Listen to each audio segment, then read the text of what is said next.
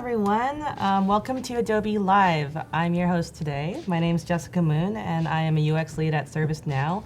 And with me, I have the wonderful Kevin Lee. Hello. Hi, Kevin. Hi. So excited to have you on the show today. I'm so excited to be here. Fellow San Diegan, right? Yes. Hells yeah. Yep. So today for the session, we're going to be with Kevin going through an application for these next 3 days that'll be around connecting social influencers with the brands. And so it'll be a mobile app, and Kevin will tell you a bit more about it in a second.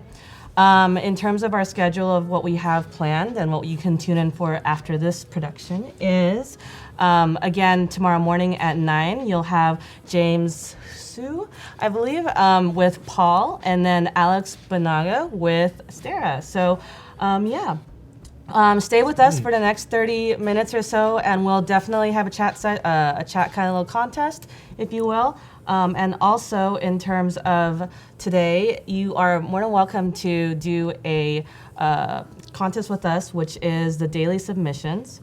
Our theme you can find on Behance, and today's challenge is designing a prototype for a travel blog landing page, so a website.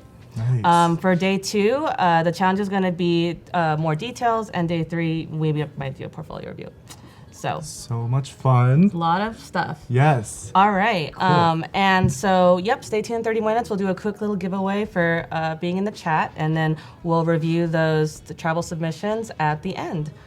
All right. Awesome. So, Kevin, tell us more about you. Yeah. So, hi, guys. I'm Kevin Lee, and I'm a UX UI designer and graphic designer. I am currently a graphic designer for an advertisement agency called Iconic in San Diego. So shout out to Iconic Industries, hey.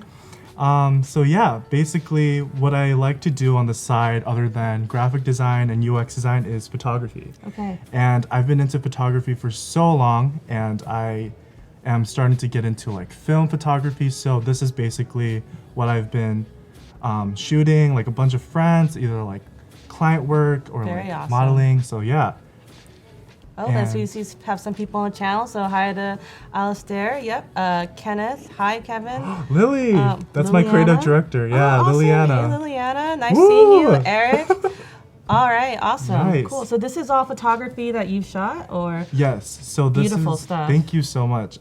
It's from all around the United States, and like just a compile of like my favorite photos. So you travel around and meet these people and do this great photography. How awesome. And I was looking at your Instagram earlier. It is no small audience you have, Kevin. I think it was something like 60-something thousand followers. Is that right? Yes. You are a social influencer. You literally Yeah. are a social influencer yourself, and you have a huge audience. I get excited when I get 20 likes on my Instagram,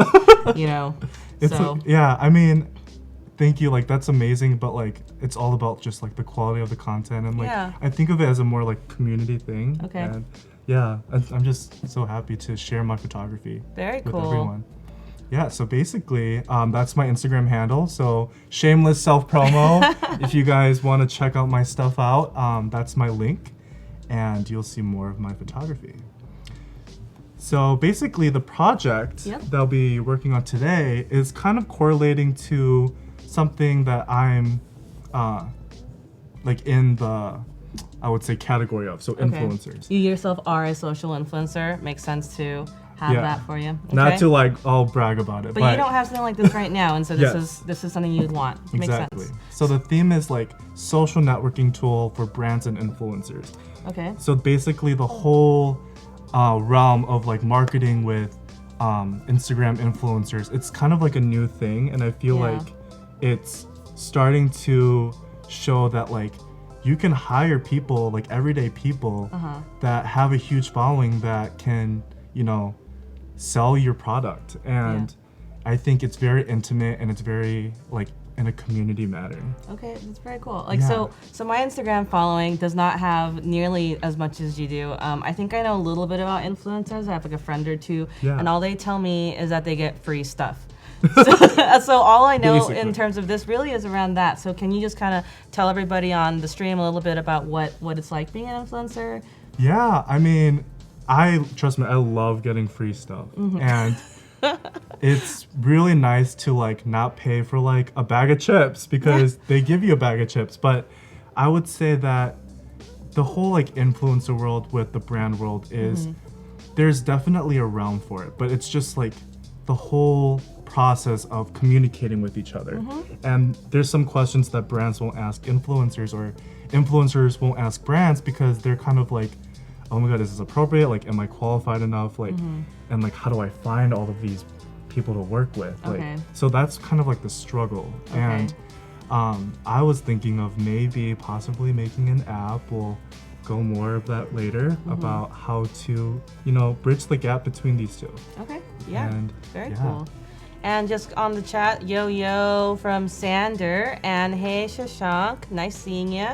Awesome, and thank you, Tim, for a lovely moderator for posting Kevin's handles. Fabio, nice from Brazil. Hey guys, where are you at? Let us know. Oh, my sister's there. Awesome. Who's your sister? Laura Wursta. Very from cool. Disney. Hey, girl, Laura, love you, up? Kevin. Cool. So obviously we're San Diego natives, and we're up in San Francisco in this lovely shiny weather. It actually did get sunny.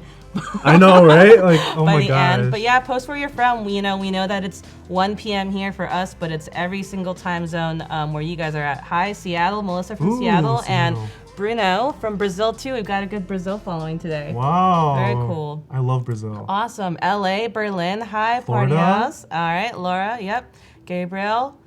Nice. Wow. Oh, hey, Corey. Yo.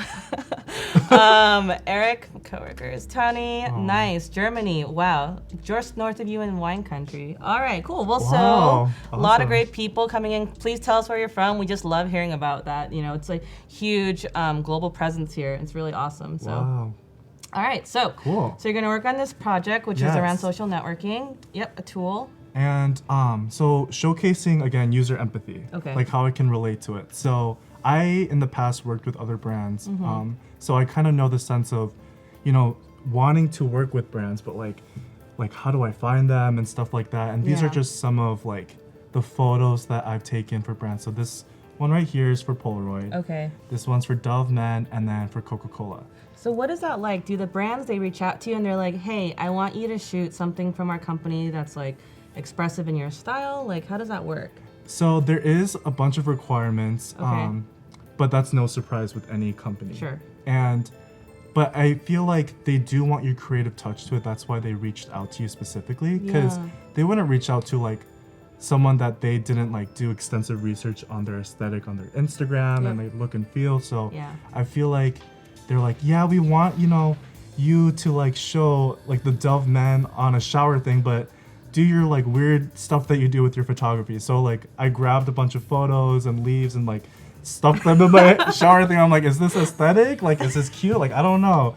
And this Coca-Cola is just like filled with like Christmas lights all over it. So that's awesome. Yeah, thank you. And so basically I wanted to showcase this to show that like I do empathize with users and influencers that, you know, want to work with brands. And so how do we bridge that gap between And real quick, there's some interesting questions that are coming up already. So Arthur says a great thing, which is that you know, individuals are trying to push their own brand. We are seeing that, right? A lot of like you, me, anyone could go out there and really kind of show that creativity to the world.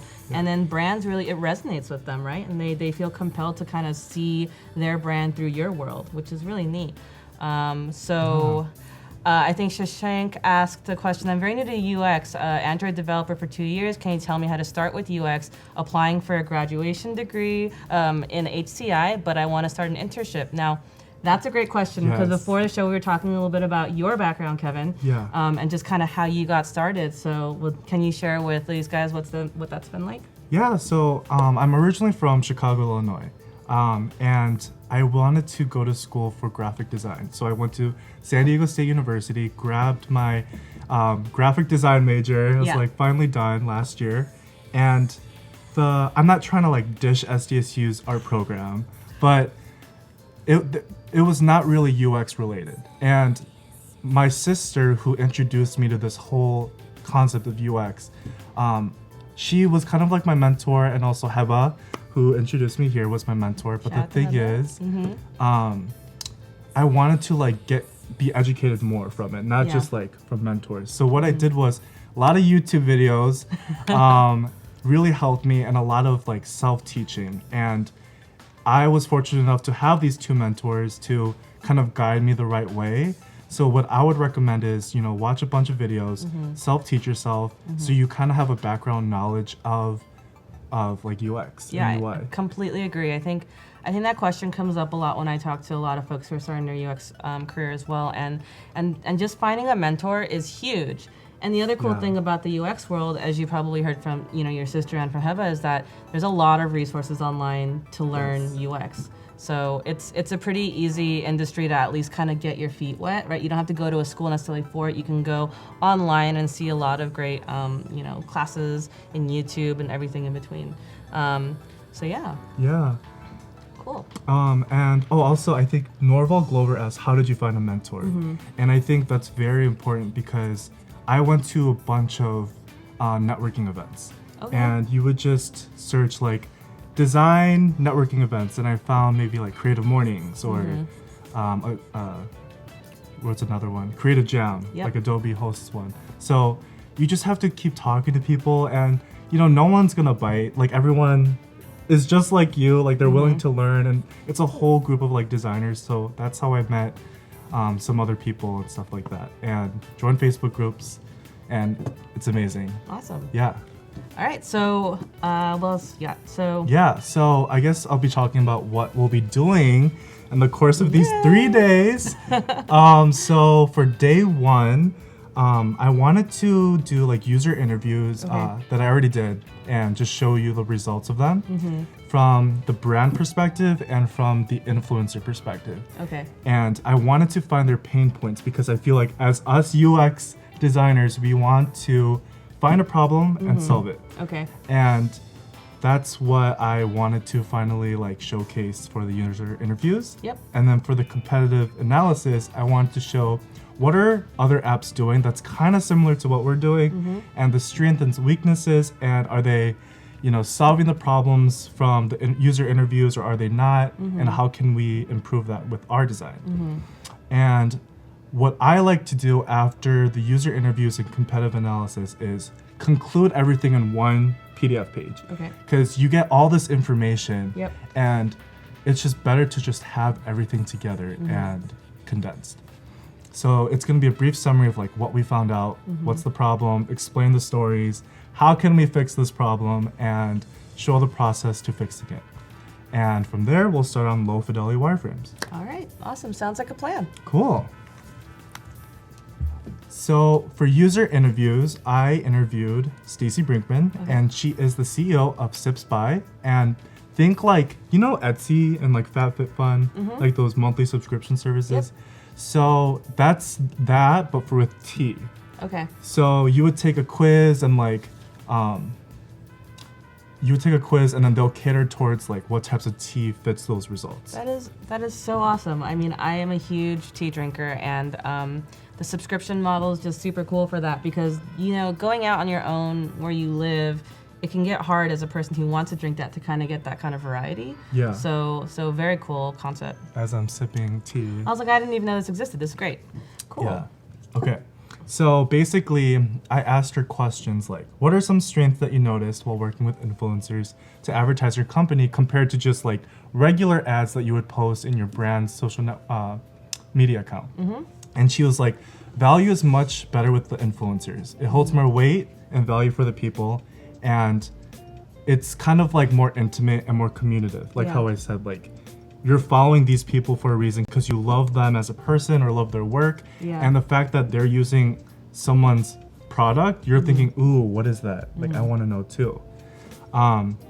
I also asked her, what is the process that you currently do with your company to find influencers to collab with? Okay. Have you noticed any pain points in doing so? So again, we're trying to find that problem here. And she basically was like, when they first started out, they did not have like an influencer network program that they do now. So it was really tough even finding it. And I highlighted this because this is like the main problem that we're going to focus on. They did their own recruiting in the beginning, and it was a lengthy process, a lot of manual work, and they have so many specifics on what mentor they wanted that it was just hard to find like, okay, I want like a 19 to 25-year-old who, has a picture of T, who's a lifestyle blogger and lives in Texas. Yeah, that's like finding a needle in the haystack right now, Exactly, right? yeah. So that's like kind of the focus that we're gonna like put our hands down on. And she said she likes how she hand selected each influencer in the beginning. Okay. Because she didn't use like the services where they find like influencers for you.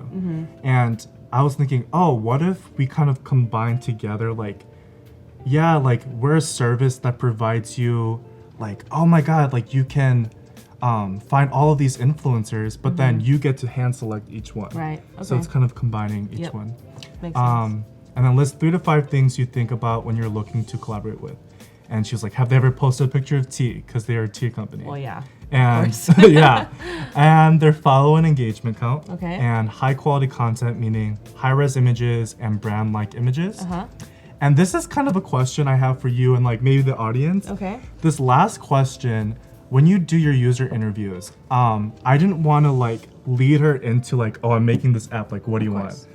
But I even asked my sister, like, how do I ask this like to show like what they want? And she's like, what if you just said like, it's a magical social networking app, like it doesn't exist. Like what would you want? So I'm trying to beat around the bush, but what would you recommend, or any of you guys? For sure, yeah. I mean, please chime in if you are a person who is involved in user research, especially with interviewing users. Any tips, we'd love to hear them. From my own experience, Kevin, a lot of that kind of like X factor, if you will, you're trying to basically say, if you were to design this app, what would you do, right? But you can't ask them that. You know, I think that you can kind of reframe it. It's something that we do a lot in terms of, you know, if there is a magical solution that could solve your problem today, what would it be? And that kind of blue sky thinking, it kind of opens up even ideas that you wouldn't have even considered in the first place. And so that's kind of an effective technique. Sometimes you can tell them, you know, right away in the interview, like we're working on building something. It may or may not fit your needs, but you know, your feedback will help with that. And so, so yeah, and so a couple of things I just kind of caught in the chat. So someone had mentioned, you know, think you can use Adobe XD for keynotes. We're talking about We were just talking about that, yeah. Yep, and you definitely can. Although we feature a lot of applications and prototyping tools, you certainly can use it for like even the presentation that Kevin's giving in terms of, you know, getting all that information in one spot. And so, you know, you don't want to lead, David makes a good point, you don't want to lead a person in the interview. You want to make sure that these people are able to kind of give as natural of a response without being biased, for sure. Yeah, I like that. Yeah, and then just real quick, as a reminder, in about a couple minutes, we will be doing that quick chat and win, so stay tuned for that. Ooh. All right, cool. Awesome. So you interviewed Stacy. It sounds really, really awesome. You got some good inspiration and found that pain point. What else you got? Yeah, so basically, I ended it with that question because I'm like, this is like leading her on, because I didn't want to ask her in the beginning because the other questions would probably be like biased towards the first one. So that's why I asked her last. And then she said she wants a filtering system basically where you can filter it to like the number of followers, where they're located, what type of influence they are, like their niche. Yep. And is that how you say it? Yeah. Your niche? Okay. And then That's also how finding. Michael would say it too. What was that? That's how Michael would say it too. Okay, I would good. imagine. All right. And then finding photographers to work with. So, I mean, she basically gave us our solution. Yeah. So, Very cool. yeah. And also, I did an interview with the influencer side, kind of the similar questions. Okay. And we can briefly go over this. So, this is my friend Zina Dichoso. She's a blogger for Bloomin.com, and that's her Instagram handle. Okay. And I'm like, what category of Instagram influencer are you? And she's like, I'm a fashion blogger for the everyday curvy woman. I'm like, yes, girl, like that's awesome. Like that's good for you. That's great. Love it. She also does like photography on the side. Yeah. I'm like, as an influencer and someone who's trying to build their personal brand, like we're talking about like trying to empathize with the user. Yeah. What are some resources that you use to collaborate with other brands? And basically, like how I did, scrolled through my Instagram, saw like the aesthetic of brands that I like, and would email them separately or direct message them. Okay. But again, that's like so much work, and Yeah. like nobody got time for that. No. And another thing she would do is join like Facebook groups for influencers and contact the brand ambassadors that would post about each brand or campaign they're trying to do. So I'm like, so the resources that you mentioned, like Facebook and Instagram, what are the strengths and weaknesses? So again, she would message 25 brands and receive 1 reply back. Yeah. And it's hard to contact the brand, hard to find the right brands for her, and then sometimes feel like they see her follower count, which is like 2,500, which is still really good, and be biased and be like, no, she's not even worth like I see. working with. So kind of like your first persona who was saying, or that person you're talking to who was saying that they want to see that engagement count and that in her case she may have quality information, right? Yeah. But that it may actually bias people who are brands who are looking for lots of following, right? Yeah. Okay, that's okay. I see that. Yeah. And she also, it's pretty funny because even though she has 2,500, she has a high engagement rate. So it's like you have to take two in consideration. And Helma has a good question I want to throw in, which is like, when do you start calling someone an influencer? Like, how many followers are they supposed to actually have? Oh my gosh. Well, I don't think it's like, again, I think it's going back to the community. Like, if you have a strong base community that, you know, looks up to you and inspires for your work, I think you're an influencer already. Okay. Even if you have 500 followers and I would say like 400 of them are like liking all your posts and, you know, just be who you are and like love your stuff, then I feel like that's an influencer on itself. Because, you know, those 400 people, if you post a photo of like a new makeup product, they're gonna be like, ooh, like, girl, that's awesome. I'm gonna try that out. Yep, totally. So, yeah, it's not about like number count, it's about community and engagement. So I asked her the same question about the magical app. Yeah. And she basically said the same thing. Wants a filtering system, search system, what type of content they want from the brand. Like, do they want an Instagram story or do they want an Instagram post? And categorize each brand product, like, are they a fashion like product, a sport product, makeup, so that her being a fashion blogger doesn't have to like find like, I don't know, like a soccer ball that has nothing to do with her brand. Yep. So this is a good filtering system for her. And again, we're looking for quick results and empathizing with the user. So both these people, okay, so interesting. So they both kind of had the same response for that magical app, huh? Yeah. Okay, cool. Awesome. And I think it's just, again, making an easier experience for them. And this was kind of interesting. She's like, I want a contract for payment purposes. And okay. So that'll be like part of like the messaging system where it'll show her rates. So everything will be there. So it's not back and forth email. That sounds convenient. So quick results. I'd like an app like that. Yep. Yeah. And the last thing is show credibility, kind of like a LinkedIn, like what are some past brands she worked with to give her credibility. Okay. Like on her profile. So okay, got it. Okay. Like her past clientele. Okay. Yes, makes basically. sense. So, and then going further, I did a competitive analysis where it explains like these 3 different apps that are kind of similar and the strengths and different weaknesses. So the first one is Collaborate. Some strengths I noticed is that it provides interest categories for influencers. So like men's fashion, I'm interested in design, interested in photography. So it kind of does that filtering for you.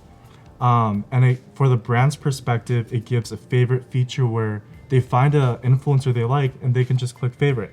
Or an influencer finds a brand and they favorite that campaign because they like the brand. But some weaknesses I noticed, takes a long time to look through every single campaign because it's like a dating website, like you swipe left or right. It's not like a grid format where you can see multiple at the same time. Okay. So if you want to like go back to the first one, you have to like keep swiping and swiping and swiping. It's pretty manual. You're like, doing the same thing over and over again. It's not very quick. Yeah. And provides a showcase of influencers' rates when a brand looks at a profile. So like I think that should be more in the messaging system. It shouldn't be like right away. Because like a brand would be like, ooh, I don't know, because your rates are too high. So influencer. So some strength is it brings everyone together as a community. It's basically like a review system. And people review products that they enjoy. It's kind of like Yelp. But some weaknesses is that you have to fill out a profile, be super active in the app and answer a bunch of questions. And you'll potentially be selected for a Vox box, which is something that you'll get maybe like once a month or something with products, but that's like you get hand selected, it's not like you're definitely going to get it. Okay. And you can't really communicate with the brand directly. Okay. So they have to contact you, or influencers to contact you. So they're very all about community with the reviews, but you can't even talk to anyone. So it's what happened. And another app is called Hey Influencer. The UI design is super, super adorable. Provides niches for influencers to like personalize them more and showcases the brands. But one problem is it's not really functional. You can't communicate or message the brand. It just shows like, oh, these are the brands that want to work with influencers, but So how do you still message manually kind of them? have to figure it out? So you have to probably like Google the company, Yeah. email them again. So it's what's the purpose of the app? It's kind of like just advertising that they want influencers. So yeah, those are some of the similar apps that we found today. And Helma asked another interesting question. Yeah, on a roll today. Do any of these apps use AI for matching, especially the ones where you have to fill out a questionnaire? I'm not sure about that. I think that That's a good idea, though, yeah, huh? that's like I'll Maybe take that's that in a good idea consideration, for Helmet. our Yeah, app. Yeah. yeah, huh? I'm gonna take Awesome. that. Yeah, cool. And so this is the brief summary of what we know now. So after all that information, I know you guys were like waiting, but we finally have everything in one condensed page, which is the problem brand's perspective. A lot of manual work, process takes too damn long, and to search a specific influencer with a good engagement rate. The influencer perspective, finding brands in general, and it's hard to communicate, get a response back from brands due to their following count. And I developed some stories. So brand's perspective, brand A is trying to find a female fashion Instagram influencer. And it's all about like all these specifics, 6K to 10K followers, lives in Chicago, Illinois, between the ages of 18 to 25 years old. So that's a lot of specifics. Yeah. And it's like, good luck, because they don't have our fake app yet to like filter everything. And then influencer perspective is a makeup guru. She's trying to find these brands that she wants to work with on Facebook groups or Instagram, emailing everyone, not getting a response, kind of similar to Zena's story. And she's trying to find something to like collaborate with other brands. So Cool. the solutions we have. And in the chat, we've got a couple questions around not related to what we're talking about here, but just everybody knows that the chat and when's going to happen in a couple seconds. I just want to briefly showcase this pretty little pouch here.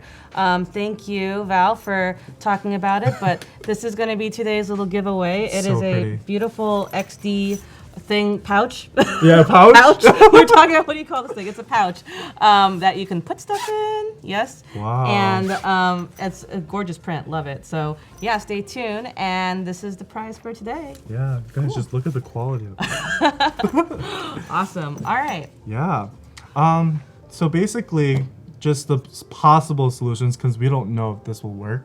Brand perspective is have a search and filtering system and have a fave feature where it's like they click fave on an influencer and they have like a good bookmark of They're like go-to group of influencers. Exactly. Okay. And influencer perspective is categorizing the brands in the search feature of the app and quicker communication for like a chat feature and a contract embedded feature. So, yeah. Cool. Awesome. Yeah.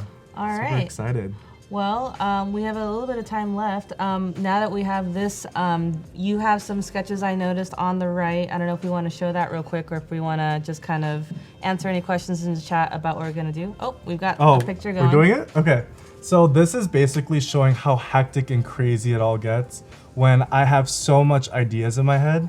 So this is like me literally just writing stuff down. Like, okay, I want this on the page, and it's going crazy. We're still going crazy. Look at the quality of this paper. It's all like folded up. So this has been through some stuff. Like, it's been crazy. Oh, that's awesome. Yeah, basically just showing case. Oh, and here we are, fireworks. So this is time for you guys to jump in and just send any message, log into Behance, and reply in chat, and you'll be eligible to get this fantastic pouch. Whoa.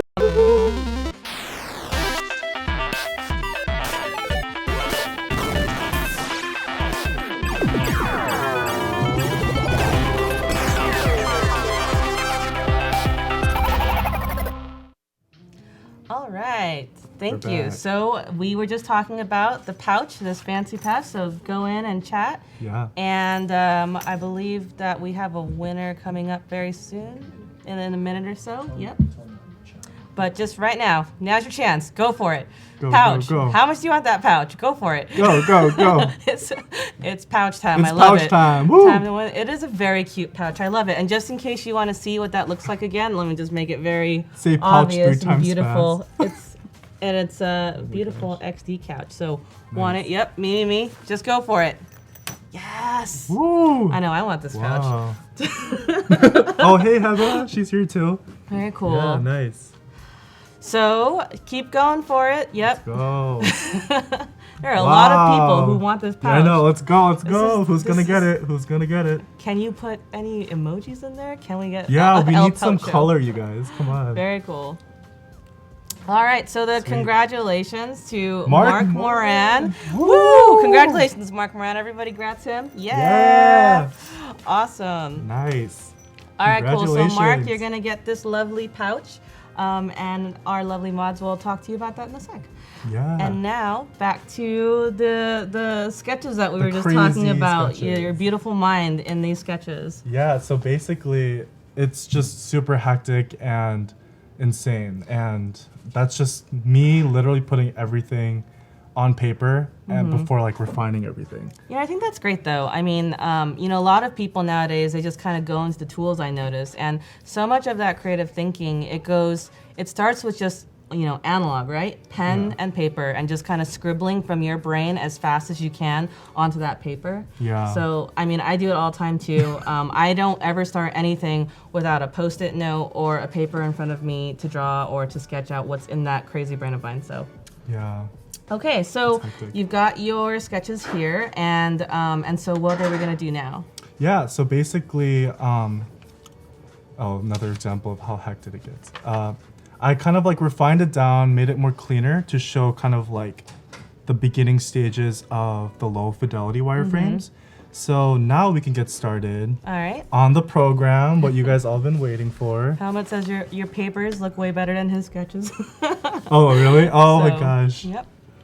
I wish. Cool. Thanks. That's a compliment. Okay, Awesome. cool.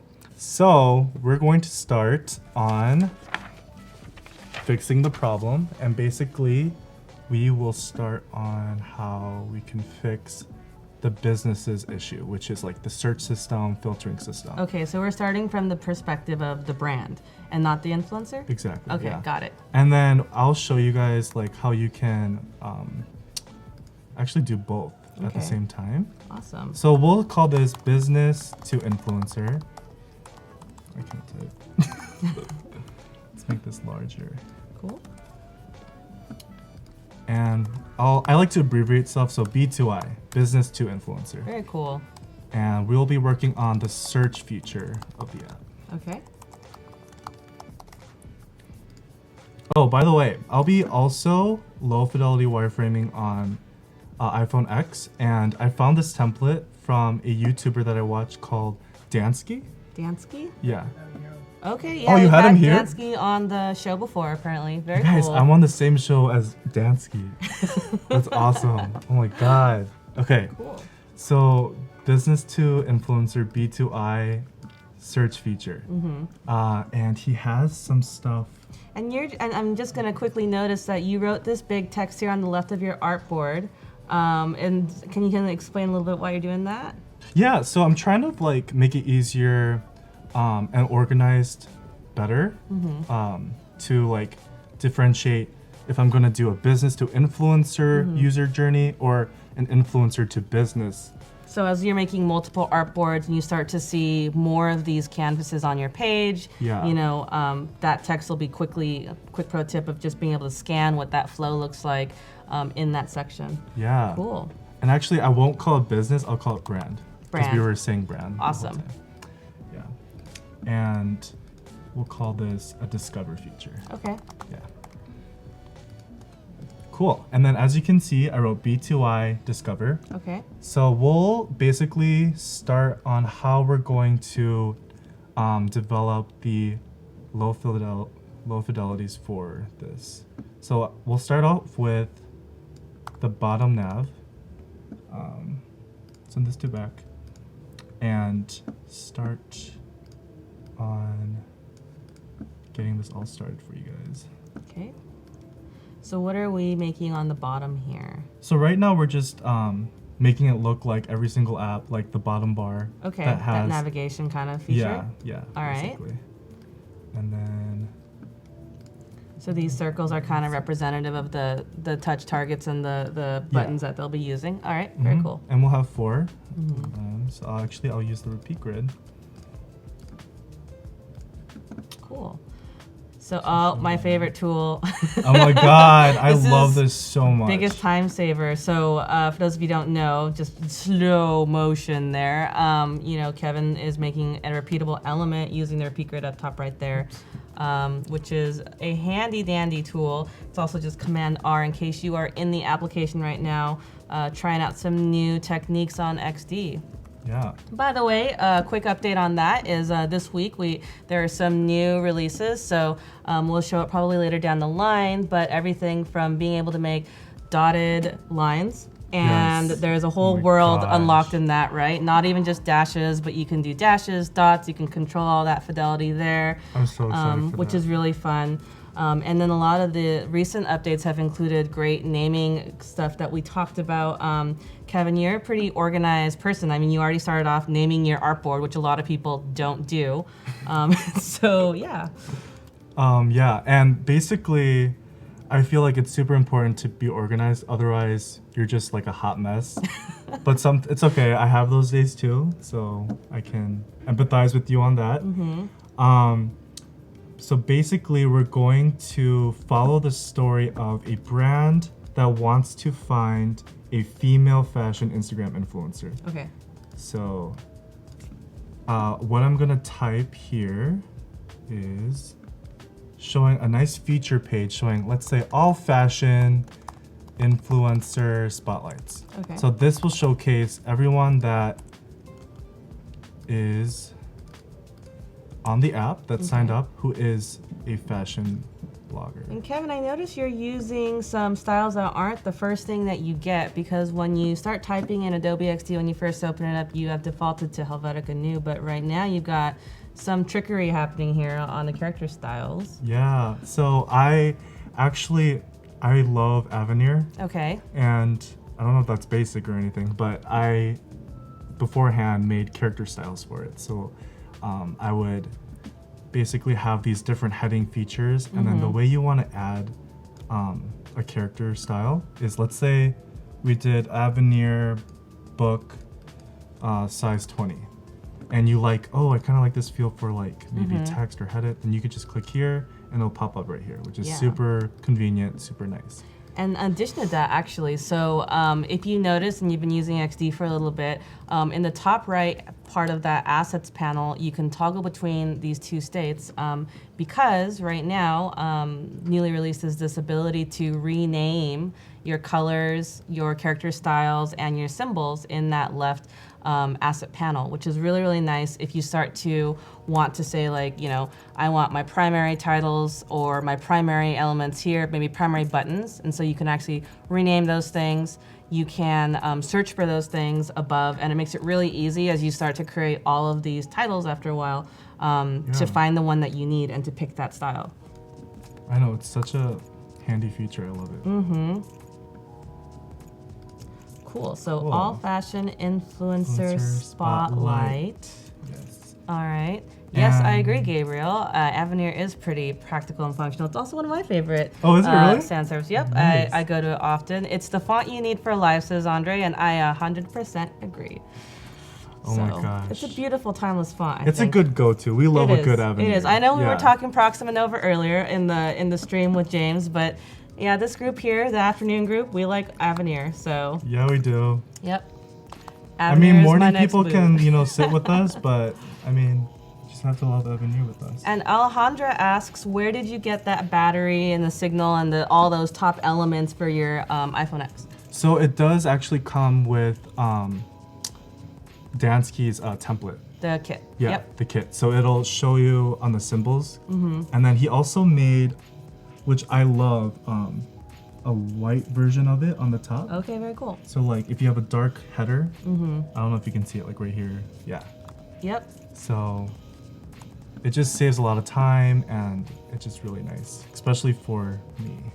And we will be showing the prototype later, maybe not in today's section, but in terms of how you're able to see that in preview, I think that came up. You can definitely record that and then send that along to other people. So yeah. All right, so what are we making right now? Is this like a tile for listing an influencer? So this is the actual influencer. Yeah, so basically what I'm making is the spotlight feature, which shows all the fashion influencers. And it's kind of like a card like looking feature.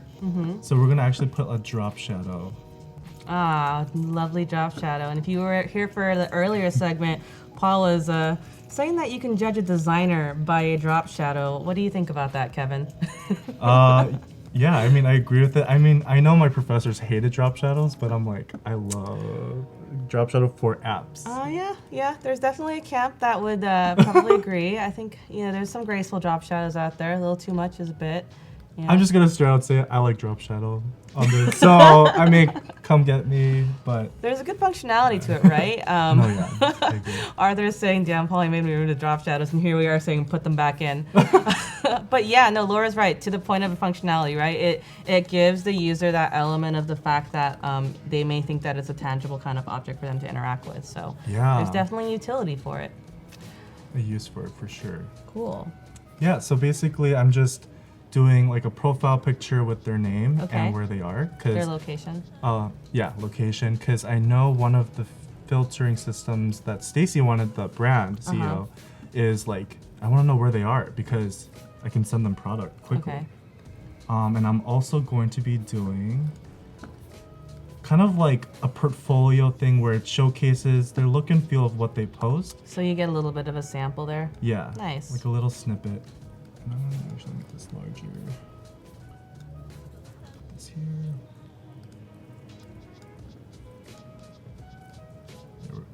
We want to show this first because it's like, what are it's not only the influencer's name, right? But it's also, what they're able to make and just that represents what that brand's looking for. Exactly. Okay, very cool. And we have now started a very long philosophical throwdown around the value of drop shadows. Yeah. Fill me in, you guys. What is happening? That Pandora box has been officially opened. We have camps of folks who think that drop shadows are awesome and those who think that drop shadows are beneath them. Okay. I mean... Well, and Gabriel's trying to throw in gradients into this conversation. Oh, boy. Oh, boy. I'm excited to where this goes. All right. So... Cool. So we have a little card of an influencer that shows kind of their work. Okay, and a navigation feature. Love it. Yeah, and I'm actually gonna lock this template because it's moving everywhere. And if you want to lock, just quick shortcut for that is Command L if you're on Mac. And so when you lock objects, all those pesky little things, especially the stuff you're not going to edit that much, like that background, you do want to use that best practice to make sure that you're not just accidentally moving things over. I don't know how many times I've moved an object on an artwork by 1 pixel and not realize it, and you're making this prototype, and then it just moves for a second, and it's just supposed to be the same thing. It's like, And you don't notice it until you present it, and you're like, wait a minute. You're like, please don't judge me. My inability to lock. Whew, there is the repeat grid. Yes. Okay, so Kevin, you just did a lot of fancy things there. So the first thing was that you made that repeat grid go down, or actually that's the second thing, because you actually extended the actual artboard down. So basically, we're not just showcasing one influencer. We want to show a bunch of them, and I've kind of grouped all of this together. So once I finished this first one, I selected everything and then grouped them, and then used the repeat grid to showcase more people. Cool, because in our prototype, we want to definitely see, so I'm guessing that navigation thing, is this thing static on the bottom as you kind of scroll through? Will it be fixed or will it be, okay, cool. So I actually have to fix this. And so just for a second there, so fixed position is a recently new feature that was made available on Adobe XD, and what that does is through the preview that we are seeing right now, If you scroll down for a second, you can, oh, I see, and you're fixing that dude. Yeah. Oh, Go, he's locked. Well, he's a little, I think you locked oh, that's good. Oh. So basically what you can do is you can select a specific object on the artboard, and you can just check that box of fixed position, and it'll fix that object wherever it is on the artboard. And then Kevin, if you could just go back for a second to the actual artboard itself. Yeah, not the preview. Oh, okay. So if you want to make something that goes past the actual window of the mobile app, then all you need to do is, by default, artboards remember what the size is if you use one of the artboards that's given to you as a template inside of XD. And all you need to do is extend that artboard down, and it'll remember that it's a scrollable screen, which is super convenient. So yeah, super intuitive, right? Oh my gosh. Yeah. Otherwise, you would have to actually check a box in the artboard that says like that this is a thing that has a size like above the fold, and then you'd have to say that has to be scrollable. But yeah. Wow. Cool. I like that. Cool. All right. Yeah. So I'm actually just fixing this, so now you can see that it's fixed, which is cool. Okay. Awesome. So now we have that done. We want to actually put in a search feature and also a filtering service. Okay. So I'm actually going to move all this down. Okay. Let me lock this. There we go. So we have room for the buttons. Yes, Gabriel. I'm very happy about fixed objects too. Fixed objects are awesome. Yeah. It's like, it looks real. Like once the hi-fi goes in, like everything looks perfect. Let's put a drop shadow. No drop shadows coming back. He's just doing the troll now. Everything's gonna be drop Everything. shadow. Everything. And so as far as like icons, Okay. I actually downloaded the UI kit that has all the icons that you can download too on the website. Oh yeah, so yeah, so what you're seeing right now, for those of you who aren't familiar with this UI kit, it's actually available when you first open a new XD file in the window. Actually, could you just for a second open just like a new file real quick so we can see that welcome screen? Yeah, just hit new. Yeah. And so in here, you'll notice at where it's listed under UI kits, there's a lot of UI kits you can use out of the box, including the wireframes, which Kevin has currently showing there, and then any kind of mobile wireframes, any kind of mobile kind of UI components, and so on and so forth. So thank you for that. So get your icons now. Yeah. So yeah, we wanted a search feature, so we're gonna use this and paste it here. And Andre's asking, in terms of your prototype, what kind of pixel space are you using in what is it, perfect space between two boxes on a mobile app? What are you using in pixels? So, in terms of your grid? My grid? Yeah. So for this, I do like 15, because that's how I first started when I like self-taught myself through YouTube. And it fits perfecly, like no box is like kind of halfway, so for an iPhone X. But it's different for each phone. Okay. Yeah. And Abednego asks, how do I get to show the grid on canvas? So that's really easy. You just need to select the artboard on the canvas itself. So if you go scroll up just a little bit to the thing and just click the artboard title real quick. Yep. And so when you go on the artboard on the right side of the property inspector, you can actually go to the bottom and see where it says grid. You can pick between the two grid options that they have. There's the square grid that you're seeing right now, and you can also toggle for a second. You can see there's also column grids if you want to look at that, and you can adjust size of the square grid. You can adjust the columns in terms of how many and how much, and that's how you manipulate those dudes. Yeah. I like it. So back to square. Back to square. Back to square. Yeah. So we're going to change this to white because I like to not work with color yet. Okay. I want everything to be grayscale. And now we're also looking for filtering icon.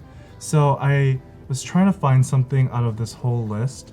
And I mean, this kind of worked for filter, but I kind of like messed around with what they already have. Okay. So I took this, like a navigation icon. What would you call that? Nav?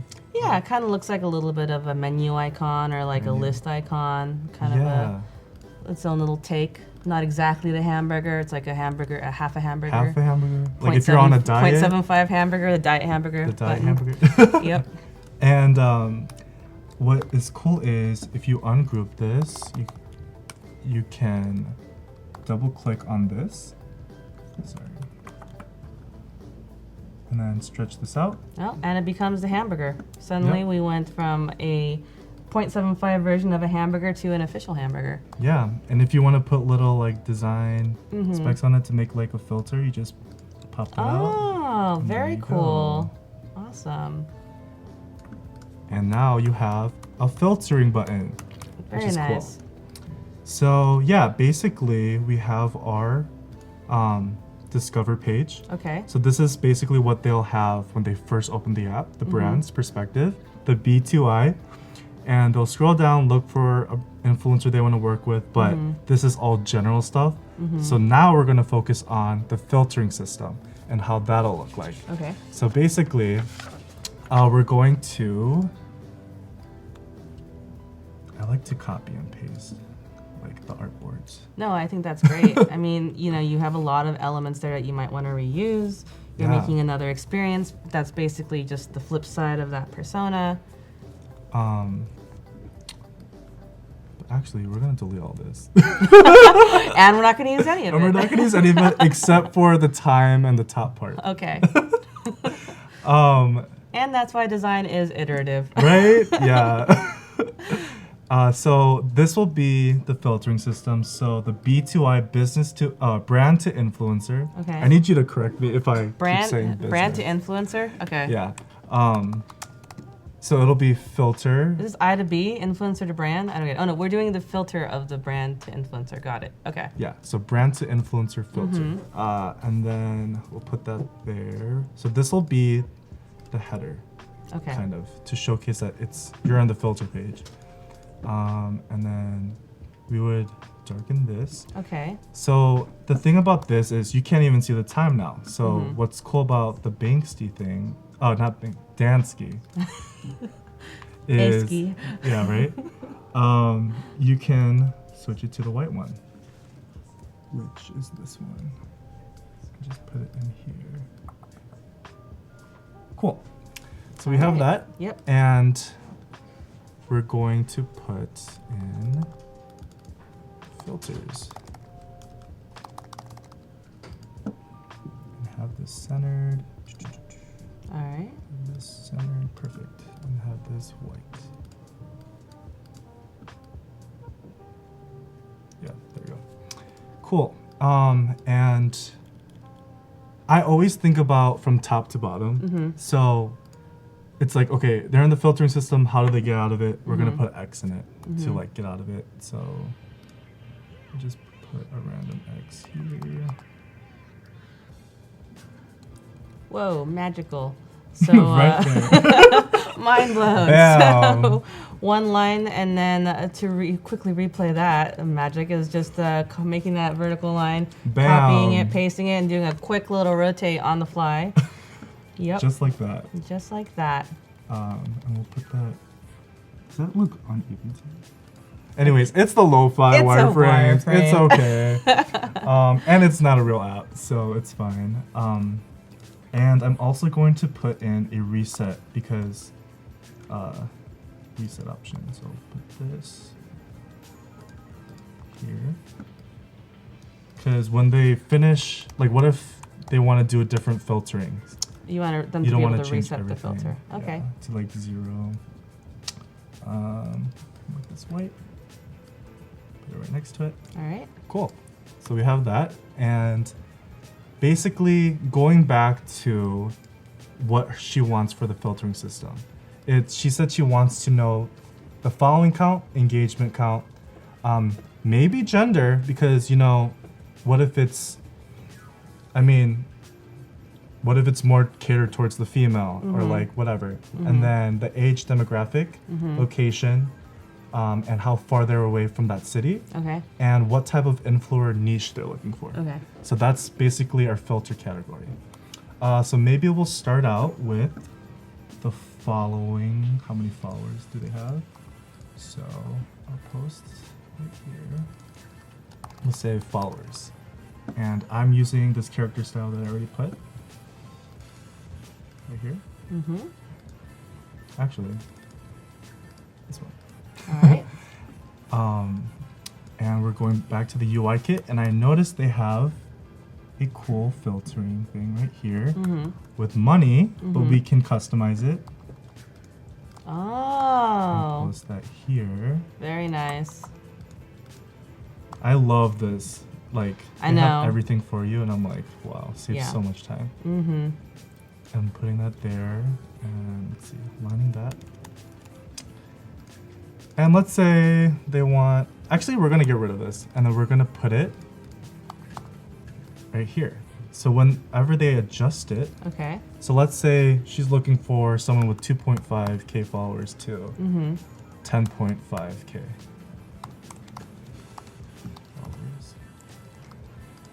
Okay. And did you know, real quick, here's a great chance to show off this, is that in Adobe XD, you actually get two options for text. You don't just have the point text, which is, or you don't just have the area text, which a lot of people have, where you make that square. You can actually go in and you can change that property from being a text box, an area text, to being a point text. So if you go to the we're on my screen. I can go here real quick. So if you go through, depending on how you put type on a page, you may decide that you're like, hi, my name is, and you have what is called a point text thing, right? And what this means is that it doesn't actually have a bounding box, if you will, that that it's controlled by. And so you can go on forever, right? And it just goes on for life. At the same time, though, you know, a lot of people hit T and then they drag it and they do, you know, they do those boxes that you're talking about. I'm a bounding box. If you know, type forever and ever and ever and ever, you basically get to this point where the overflow wraps. But what happens a lot is that people will do that, and then you might be typing in the overflow, and you can tell from here that there is overflow because of the fact that it's a very subtle micro interaction. But if you notice, like enhance, right here, right, this little dude right there, you can barely see him. That thing is not hollow, and so what it means is that there's overflow. But if you go here, it's not hollow or it is hollow, right? And so you can actually take any of these, which is either the area text, which is also in the PI on the right. And if you hover over and you don't remember these terminologies, you can just hover over any of these and the tooltip pops right out there for you. You can change it to point text. Sometimes, you know, in design, we're like trying to make all these labels, and then one of them ends up being, you know, a area text, and then what happens is they're like, oh crap, gotta resize it. Oh crap, gotta do this, you know? And you kind of keep doing that, but you can just at any time go in, change the property, and then if you want to make it a point text, that overflow will always show. So just quick tip, it's really easy to just edit that in typography. So yeah, I like it. So we've got your awesome filter that you took from the wireframe UI kit. Very cool. You have regraded it from its blue. Yes, nice. We are stripping it away from its colors right now. It's not ready to bloom yet, so we're trying to... All right, controversial conversation number 2 in the chat. So, you know, some people go grayscale all the way in wireframes. Okay. Other people use colors. Thoughts? We're just like pushing all the tea out right now. We're just wanting everything. Yep. Yes. Oh, and Val's just sorry, Miss Jackson, she picked up. Sorry, Miss Jackson. Heck yeah. Maybe later tonight, maybe in the second day or third day, you'll see a little bit of a karaoke happening here. Yeah, we're gonna do a little jam session. We love Outkast too. All right, so yeah, what are your thoughts? I mean, everything you're doing is in grayscale here for this wireframe. Yeah, I mean, you know what? I prefer grayscale because there's just so many like different hues of shadows and stuff like that. So I don't want to really focus on like the design assets or colors yet because I feel like maybe if I do choose a color, I'm gonna just stick with that. I want to have like an open mind of like what I want. Okay. So this is just pure. Yeah, pure and just focusing on layout and how it looks like and the structure of it. Otherwise, the color will be a distraction. Yep. And yeah, so basically, we have this feature where it showcases like how many followers they want. So wait, actually I'll get rid of this and I'll make this darker. All So right. this really pops compared to the background. So this will be less. Yeah, there we go.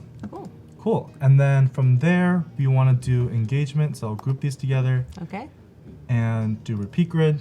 All right. So I don't have to redo everything. Yes, the repeat grid. I love that tool. So I get really excited when I see it. It's like years later, and I still love that tool so much. Oh my gosh. You're like 80, you're like repeat grid. Yeah. Oh, and so changing some text I see. So in the Yeah. repeat grid, you know, it maintains the kind of category, if you will, that the component's in, that it's a point text or it's an area text, but you can change typography and it's easy. It keeps that dynamic, which is awesome. Yeah. So yeah, I basically just double click the thing from the grouping, like the text box, and then I just choose that, let's say they want 5.0% engagement rate to a 20.50%. Yep. It seems like there's not too much debate, radical debate happening in the, For the in the color? chat. I was hoping to see a little bit more like fire in there, but I think everyone pretty unanimously saying that the gray tones are what you want to keep for that kind of that pureness and to keep that model from a functional standpoint. Gabriel and Kapil make a good point that it is good to kind of think about the functionality first in this important phase of laying Yeah. out that information. So. Yes. And yeah, isn't it grayscale? Gray tones aren't difficult for a colorblind person, assuming that the contrast is also dark enough as Oh. well. Arthur throwing out some blue scaleness as well. So, I didn't even yeah. think about it like that Yeah. too. That's awesome. Yeah. Yeah, so basically we have this. I actually ungrouped it to Okay. like make this more towards the left because it was kind of like swiping Yep. on the right. And then I would just select So all that. one quick thing on that, did you know, is that you can actually change the alignment of the typography itself. So if you click on that little dude right there, This one? uh-huh, Okay. and then go to the alignment. It's currently left aligned. Yep. Below on the yep. Oh, yep. And so you can actually change the right, and then every single time, and then if you adjust that that box that's element there, you smart. can suddenly be able to kind of like do that. So for a That's symbol. so smart. And just have everything aligned here and it'll just pop over there. Cool. Yeah. And so we're done with this filtering thing. Okay. And we're actually going to showcase the gender that they want. All right. So let's say gender. And go with the same rounded edges concept Okay. for the buttons. So we're gonna go here, too big, and then just round these edges and call this, oh, I actually unbolted it. Aha. We have a button. A button. Yay. And it doesn't have a drop shadow. Okay. So I'm trying to cater towards everyone here, so we're making everybody happy. Awesome. Oh, but this is All right. cool. So we have one button down. Oh, someone tried to bring the drop shadow conversation back in, or was that? Well, I guess you mentioned the drop shadow. Oh, Yeah, yeah. Now we're talking about some. Yep. And then I'll just change the text within the repeat grid. It's cool. Cool. Cool. And we're actually bringing this back again for age All right. to kind of like give it a different feel. Like you don't want like a bunch of like adjustment, like these adjustment things, like all in one. So like this gender gives it a little break, Okay. breathing room, Yep. and then it gives it back to the age selection. To age, they want, what was it, 21 to, oh, 21%? No. I'm 21% years old. To like 29 I'm almost there. years old. That's what I'm going to start responding to when people ask my age. I'm I am 25% years 25% old. true. My life. Like, oh no. That means everyone will live when they're 10% for 100. life. Yeah. Oh my gosh. Cool. Cool. So we have that. For age. I'm still loading. I'm not just there yet. Like I'm like, oh my gosh, that's so funny. And Aaron's giving some feedback already. We got some good critiques Yes, going, which I is love critiques, should the please. gender be men, women? Seems weird to say male, woman. Nice catch on that. That's a good idea. Please make it, and Kapil would like to make it 31. Why Wait, 31? Why 31? Oh, 31? For the age? We can do that. Yeah, we can do that. Yeah. We love people in their 30s. Yes, we do. We do. We really do. I'm not going to disclose that on air. I'm also still loading. Okay. Yeah.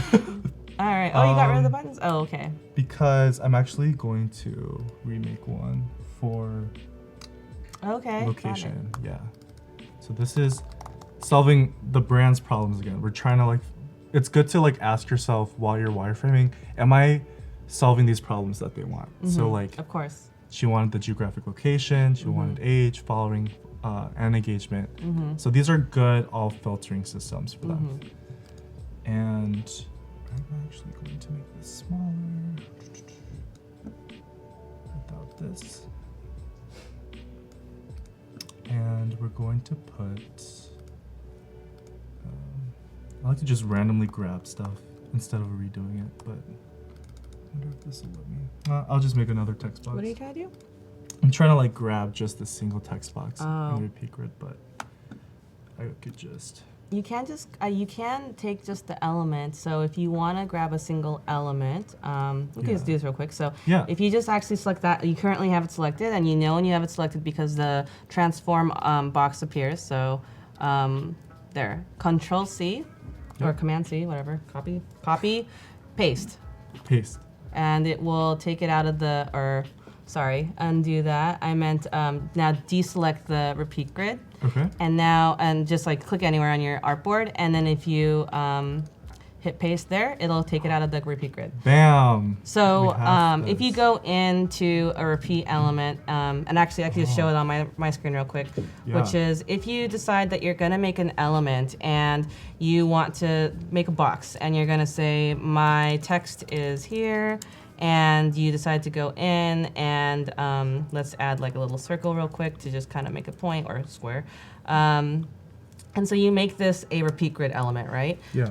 If you actually go to the specifics of the layers, right?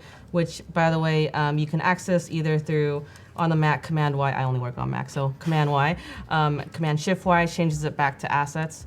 But if you go here, you can actually double click into the repeat grid itself, and it shows you all of the specific elements in there. And so, if you wanted to just grab that specific text, you can go into here, copy it. I just kind of hit Command C, and I went out of it, and then it pasted above. See, now this is the latest layer, and that element's there. But the better thing here is this, is if I'm going to go through this repeat grid, and I'm like, oh crap, I forgot I wanted to add the label to that text, let's just say, right? You can actually do it one of two ways. You can either go in, add that additional label, and just for kind of demonstration purposes, make it, oh, that's really small. Make it smaller, and you can actually cut that object, go into the repeat grid element itself and paste it in there, and now suddenly you have that label appearing below. Magic. Or you can actually just go in the way I showed you the first time, which is going into that object, and you can, let's just say that you had this square randomly that was over here. You can go in and just actually stick that guy, or actually, let's see, go in here and you can put him in here. Just kidding. There. And you can actually move him around into the thing, I believe. Yep, so I'm using a shortcut right here, which is Command bracket, and what that does is it reshuffles the object that you're looking at and lets you kind of move it up and down the grid. So you can really kind of do some fun stuff manipulating an already made repeat grid on XD. All right, cool. Adobe XD is doing cool things, you guys. I mean, it does have a lot of the features for when you're really trying to dig into those little details. And I will make an element a lot of times, and then I'll be like, no, I want something else in it. And so the flexibility of going back in there is pretty awesome. Is Adobe Live a bot? He is a very real human being sitting in this room and answering questions. But we're not gonna do a face He's reveal infinite, because we're gonna wait for that. Yeah, so I'm still on the filtering system. All right. I just did the location, so like type of city and the radius, so like how far are they away from the city? Yep. And then I'm gonna make the influencer niches. So this is kind of like what influencer Tim is funny. influencer they are looking for. Yeah. I'm sorry, we just unlocked the bot debate in the chat channel. Now everybody's wondering if Adobe Live is real or not. Okay. I mean. So influencers, yep. And so we have buttons. Yeah, we'll focus on. So these are all going to be buttons, and then you'll click on a category, I'm guessing? Yeah, so influencer niches would be like, what type of influencer are they? So are they beauty, fashion, entertainment? Okay. And I think you showed me a cool tip with text edit where I can write down a bunch of This is stuff. So a lot of people know right now in XD, so everybody is all about the repeat grid, and they know you can pop a picture into the element inside of a repeat grid, and then it populates, like if you have 5 pictures, you drag the pictures over into the element and it shows, and it's like magic. But one of the lesser known kind of things that I think is honestly more magical is that you can do the same with text. And so in here, what you do is just open up, your text editor, and you can type in a bunch of names. If you're doing like large scale applications, I work in a lot that has just like lists of people, lists of information that's metadata related to them. And so you can have a spreadsheet, let's say, and so you take all those names or whatever it is that you want, and you put it in here. So Kevin's kind of putting in his categories into this document right here, and he's got beauty and fashion and entertainment and health and fitness, a lot of these kind of things. And so he's using it to do buttons, but it's especially handy if you're making like profile lists, for example. And so from here, if you select that all, just real quick, and go to format and make it plain text. Okay. And you want to make it plain text, and then because of the fact that it has some invisible code behind the scenes that you don't want to drag into the editor. And so hit save. And if you can save it as a text file, just call it name, and then this is honestly probably the simplest. Just leave it as is, and then title it like categories or whatever you want to call it, .txt. Yep, and then save it. Okay. Oh, wait. I'll just save it to my desktop. Cool.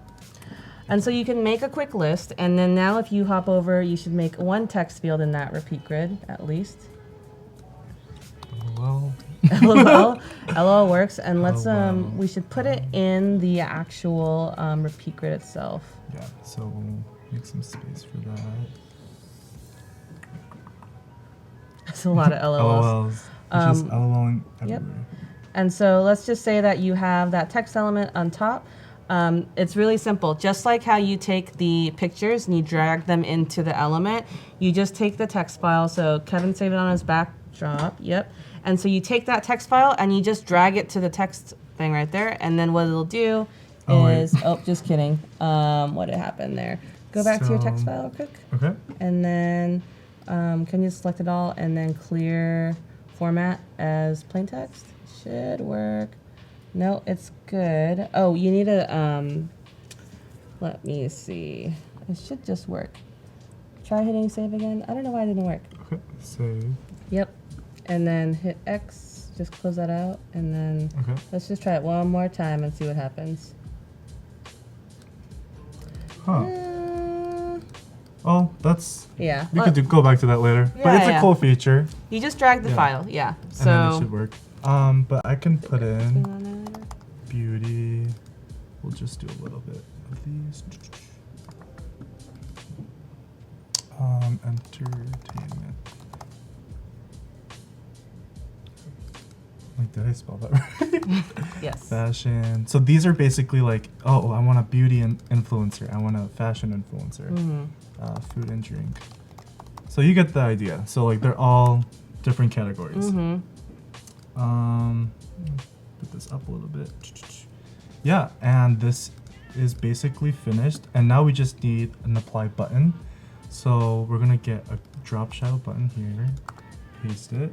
Make it larger. Center it.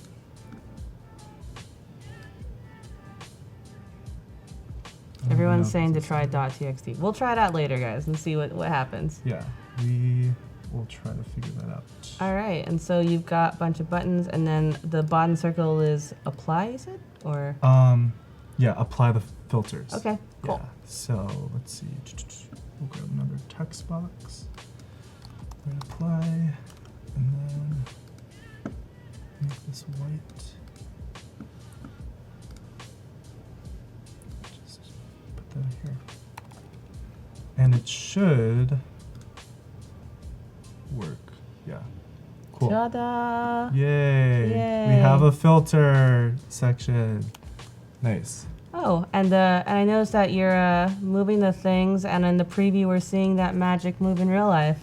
Which is one of my favorite things too, is that I always like having the preview window on the right to the side of the actual working space in the artboard, just so that way you kind of get context, right? Because after you make a design file, you have all these artboards. Yeah. And so having that preview there, and then as you make those changes, you just see it on the fly, which is, I don't know, pretty cool, I think. Adobe Cadabra, is that a thing? Okay, cool. Oh, well. I actually love having both windows open, because you get a good feel of like how it looks like on the phone. Yep. So. Absolutely. Yeah. Let's see. So we have the filtering system. Nice. All finished, and we have our Discover page. Okay. So this is Discover page, and then if they want to click this button for filtering out, they'll click this, and then now we just have to do the search. Okay. So the search option should be super easy. And this brand to influencer search. And it's kind of like the same concept. We're going to keep the header as like this bold black, and then just change this to search.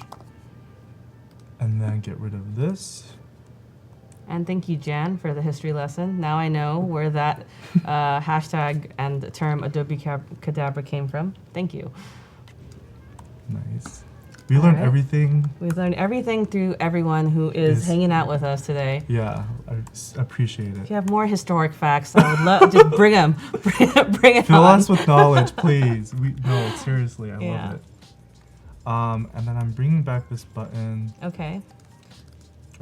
To go back to. Where was the button from? Oh, from the first one. Yeah. All right, cool. And then I'll just do like a regular going back button. So like an arrow to the left. All right. Wait.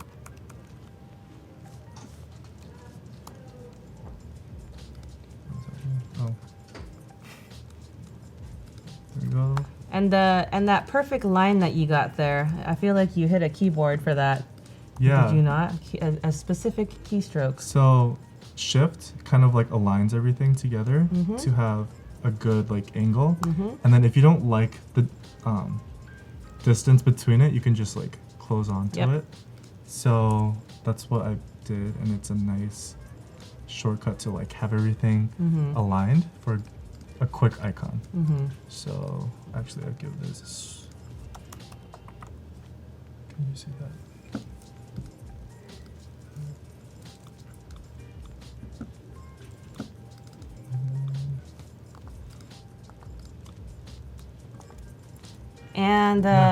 And Rodney's asking about a feature related to it being hidden, and this is hidden a reflect flip horizontal. There isn't currently a shortcut for that. However, you can actually reflect things if you just transform them. And in general, if you are interested in a feature, just quick plug to user voice, which is real quick on my screen. I can just show it for a second. If you have any questions on features or you're wondering what the Adobe team is working on, you can go to adobexd.uservoice.com, and right there I have it showing the top features that were most upvoted. And the team's actually really awesome and transparent in being able to show what they actually put into the backlog.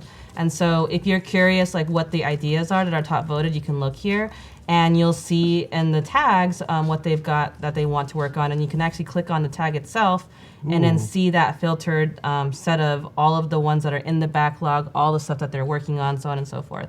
So if you have that request, look for it and put it in there, because they're always listening. Yeah. Wow. Cool. It's Adobe XD? AdobeXD.uservoice.com. Wow. And it is, thank you Adobe Live, it is also in the chat now. I'll look that up later. Cool. So right now I'm doing the search system. Okay. It's very simple. Just the header with this back button, and then enter your name here for the search. Okay. And then we're kind So of that's a little like helper text, and so a user will be able to tap on that, and then they'll be able to type their name. Yeah. Okay. Very and basically this is very simple. Just like a quick view. Like let's say they find like a person named Zena, and they're like, oh, like that's such a name that I'll remember forever, but they can't find her because it's like so clustered here. So they can just search her name really quick. Cool. And it'll have her name. And thank you for joining us, Location. Caroline. We're in day 1 of 3 with Kevin Lee, who is making a social influencer app that connects brands and social influencers together. Yeah. Zena is our social influencer, correct? Yes. Awesome. And so we're working on the brand side right now as a brand who wants to hire Zena and have her do some cool creative work. We're trying to find Zena. Yep. Honestly, when you say Xena, though, I just think of Xena Warrior Princess every single time. Oh my god! You know Like, it's so funny. Like whenever I'm with her, she mentioned me that she's Yeah. like, I hate when people say that, even though she's such a powerful she's character. such a she's so cool though. I know, and she's like, no, I just hate it because I guess people would say that. Yeah, But oh my god, that's so funny you mentioned that. I can't get it out. Val, she knows what I'm talking about. That war cry, it is classic culture. Yep. Yes. Maybe someday we'll see that live. Although this is recorded, so. Oh my maybe we won't. gosh. Yes. Cool. So you're Cool. finding an icon. Yeah, I'm finding an icon that will show like a favorite tab. So maybe like a star. Okay. Star is known to like Yep. for favorites. Very common paradigm. Awesome. Yeah, and I'm gonna enlarge this. Enhance. Yes. Boom. Bam. And there we go. And I'm gonna outline this so when they click it, it'll be filled up Okay. to know that they favorited it. Val's trying to bait me on the war cry. Maybe someday, Val. Maybe in person someday when things aren't recorded and shareable on the internet.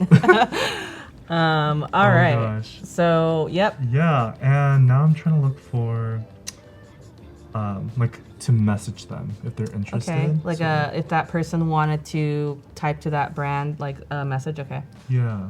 Let's see if there's a messaging tool. If not, you know what? We'll make it. Why not? Oh, Adobe Live. This happened? non-bot knows that I'm an anime fan, and totally baited me with a anime fan thing for an anime I love so much. Ooh. If the chat can name it, that would be impressive. Okay, so you're making a An icon? What? I love it. All right, we're having some fun here. Okay. Oh, so you're making a custom. Could not find one, so let me whip out a chat bubble in 2 seconds. Awesome. Bam. Yeah, that's great. Boom, boom. There we go. Thank you, Val. We need to really hang out, Val. Yeah, Boku no Hero she Academy. sounds fun. Thank you, Mark, the pouch winner. He knows what I'm talking about. All right. Okay, let's see. Yeah, so basically I couldn't really find one, so I just made one really quick. That's great. And I grouped these, All make right. this smaller, and this smaller actually. Actually, I want to ungroup this symbol. And then, You know, I think that I haven't seen a lot of people use that quick filter help for keyboard Yeah. shortcuts, which is awesome. I do I that think all the time. it's great. Honestly, it's a really quick workflow. And so, you know, there are a lot of shortcuts that you can get, and you can actually Google like XD shortcuts. There's great documentation on Adobe's site for it, but you know, you going through the help menu and finding and typing in what you're looking for and getting that action in 2 seconds is really, Yeah. really awesome. So, Thanks. Yeah. I know, at first I was like embarrassed. I'm like, oh, I don't know every shortcut. But like this help thing like really helps me like Very just cool. quickly. Yeah, so basically I have the search thing finished. And then Anna says, so Kevin making a chat icon on the spot is a power move. I agree, Anna. Thanks, Anna. I'm looking at the chat here, and then I you. see Kevin making an icon in 2 seconds. Brilliant. Oh, look at that. Yeah, bam, finished. Yep. And from there, we'll just actually do the same thing with this line. All right. Bam. Oh wait, that's way too much. No, we'll just separate. Oh, each so a one. line to separate. Yeah. Actually, if you don't mind, it's a great opportunity to show, so you have overlapping repeat grids right now, right? Yes. So this is a great opportunity to show just a quick real-life demo of going into a symbol, if you can. Okay. So let's just delete that line for a second. Yeah, we'll delete this. Yeah. So if you double-click on one of the objects, yep, and then you're in the symbol itself. Okay. And if you hit Command Shift Y or Command Y. Command Y. Okay. Yep. So now you'll see you're in there, and so you can actually go ahead and make a line. So go ahead and make a line just in general, whatever line you want it to make. Yeah. Mm-hmm. Right here. And then ta-da! Ooh. Putz. Yep. So we have the ability to make on-the-fly changes. So you were like, I really want that repeatable line element in my symbol, and so there you have it. Wow, look at that. And it's done. Just like that. Kevin dropped the mic, Bam. and it's done, Bye. guys. I like walk out like goodbye. No, but yeah, we have everything basically finished. Okay. Let me paste this nav here, and then fixed position. Cool. All right. Yeah, and basically this is our finished app. We have the feed for the discover, we have the filter, and then we have the search. So going back, did we solve our problem with the filtering? I think we did. Okay. With all of this. And now we're going to just quickly do this with the influencer to brand. So just Okay. copy and paste.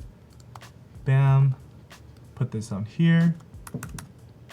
And then we'll call this influencer to brand. I2B. I2B sounds like a dance group. I2B. It's a new I2B. K-pop group. 2B. Hey, I2B, come join our dance group. And instead of all fashion influencer spotlight, we'll Okay. say all fashion brands. All fashion brands. Because she's a fashion influencer Yep. looking for brands to work with. Yep.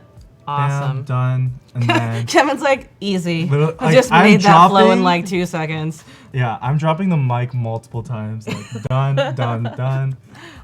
So for brands, for an influencer to look for brands, sorry, this is really bugging me. I need to change this to I2B. No, I love it. I mean, you know how, okay, I am definitely personally not very good at renaming my artboards. And the great thing about it is that you can make a million artboards and it starts numbering them for you, and it's like, yeah, I know like it like knows like, okay, Yeah. people don't really do it, but yeah, for me it's really helpful when you're like connecting everything. Mm-hmm. And we'll get to that on day 3, but so an influencer, the filtering for the brands, they're not really caring about, I guess, the following of how Okay. much the brand has or how much engagement they get. Sure, they're all brands. They're all doing great. I mean, and they don't really care about like the what is it, the Instagram like intern who's in charge of social media, like their gender. Okay. So we're getting rid of that. Mm-hmm. Not really caring about the age, maybe location. Okay. So they're like, okay, I'm from San Diego. I want to work with San Diego San brands. Diego brands. Okay. But that could be like a secondary thing. Okay. And then the thing that counts the most could be like, what type of brand are they? And you're holding down Shift as you move those up. I'm just gonna get a little nerdy here. You can definitely do a lot of things in Adobe XD that are helping with us OCD designers who need to make sure things are perfectly incrementally spaced and moved. When you hold Shift and you move objects, they typically go down 10 pixels or up 10 pixels. Quick results. For quick results, yep. So you want to make something, copy and paste it, just hold that Shift. It does a lot of other magical things too. I highly recommend you give it a go and see what other magic Shift key can provide you here. Yeah, I mean, I'm very OCD about it, so like, I like to have Everything must close. be in 10 pixels. Yeah. So basically, that's pretty much it for this. Okay. And I don't think they would care for any other filtering system. Just Okay. like, what category of brand are they? Awesome. And then search bar is, instead of Zina Dichosa, we'll say if it's a makeup, let's do MAC cosmetics or something, and then you get the point. Yep. Yeah. We got like 10 more minutes to go as we're finishing this. Just a quick update for you guys in the chat. You know, we're still running that contest right now. You've got about 10 more minutes to really start, or actually, I think the deadline's over. Pretty much. You should have finished your contest by now. Yeah. And we'll be reviewing those very shortly. And the winner that we will pick in a few minutes will be getting a free year subscription to Adobe Creative Cloud. Ooh, I know, it's like every amazing. person's dream. Whoa. Scrapping for one of those licenses. Ooh, who's gonna win? Yeah. Let's see. Okay, cool. So you have the filter experience and you have 2 personas. You've got that discover feature, as Tim cleverly said, the I2B's new smash hit. And basically, Oops. Cool. And so there's that, and then Yeah. Do we want to hook it up real quick? Do we want to like do a little bit of interaction? Or? Sure. I mean, let me just make sure everything make sure it works. is like fixed position. Oh yeah. Mm-hmm. I mean, let's see. This. Oh, this. Okay, cool. Cool. All right. Yeah, I think we're good. Yeah, let's try it. So so let's go to prototype mode. Or do you want to be able to click on the thing? Yep. Oh, we're actually going to prototype it. Cool. Well, let's might do as it. well. I mean, you have the 3 flows. Let's just do it in real time. Let's do it, yeah. Let's do it because we have just a little bit of time left. Cool. So yeah, I usually just connect it. If I only have 3 artboards, I would just connect it. Okay. But if you have multiple, they have a cool feature where you can click it. What is it? You click, oops, and then you can target which one you want. That is ridiculously convenient if you are great like Kevin and you actually rename your artboards. Yeah. And they're not just like artboard 1, 2, 3, 4, 5, 6, 7, 8, which Kevin's done, which is really great. You know, you build like 20 artboards and suddenly you're like, which one am I connecting that feature to? So awesome. So, I mean, that's one way to do it, but since we only have 3 artboards, it's easy to just like connect one. And then the search would be right here. All right. If we go down here, filter to filter, search to search, and let's test it out. Cool. So, we have our live preview here. Okay. So this is our B2I, brand 2 influencer. Okay. They're looking like, oh, okay, these are cool influencers, but I want a more specific one. So they'll click this. Oh, need to probably just hit save real quick. Oh, wait. Let me actually... Make the... Oh, I should group those together, actually, but it's okay. And then let's actually put this go back here. Yep. Like that. And then click this here. Okay, cool. So we have this. They're like, we want more filtered. Click this. And then they look through that, click apply. Oh, we didn't do that, but it's okay. Can you see a hotspot when you... No, you can't. You can't see the hotspots in this preview mode, but actually it's a really great question because we can actually pop over, if you don't mind, to the publish prototype link and we can show it there. You can definitely go here. So you can publish prototypes in a couple ways.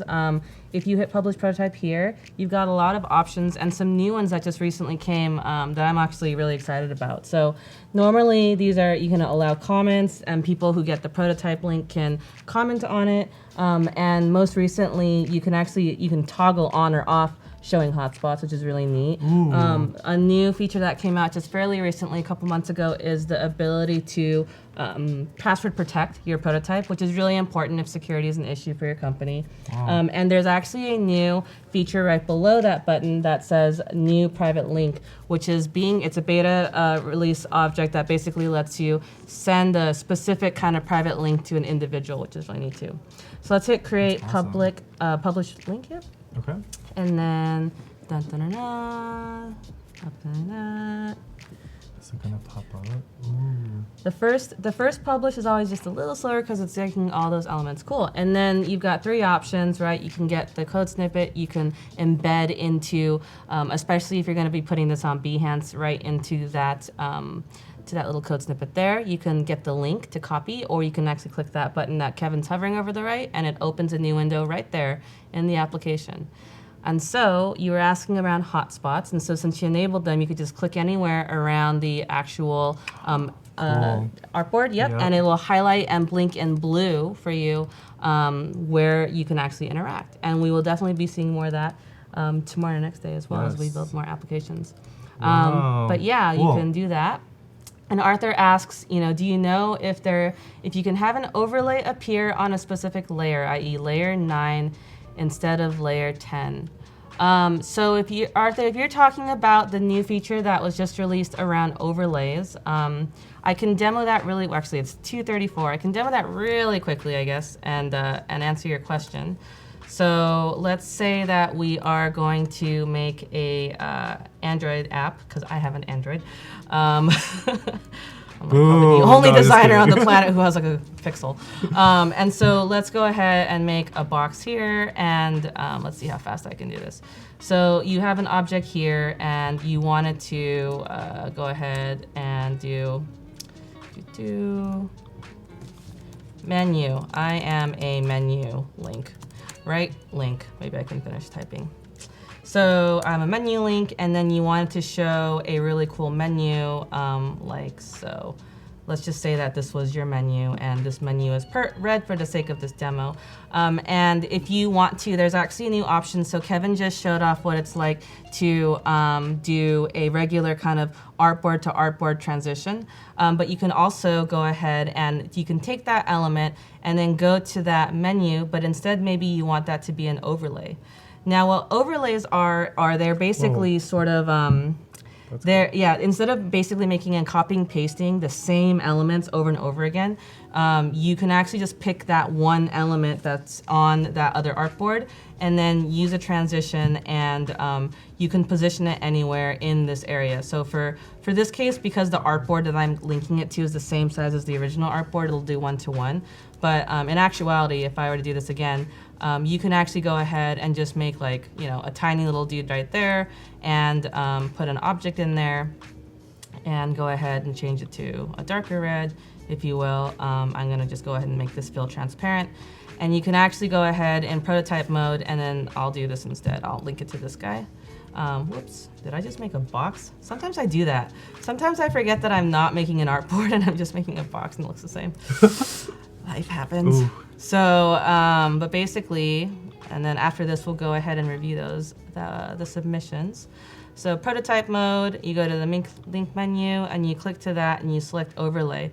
And what that does is it allows you to position that object anywhere on the page. That's awesome. Now, if you wanted totally. And it's a really, really great thing, because if you're making reusable sort of components, it actually shows up.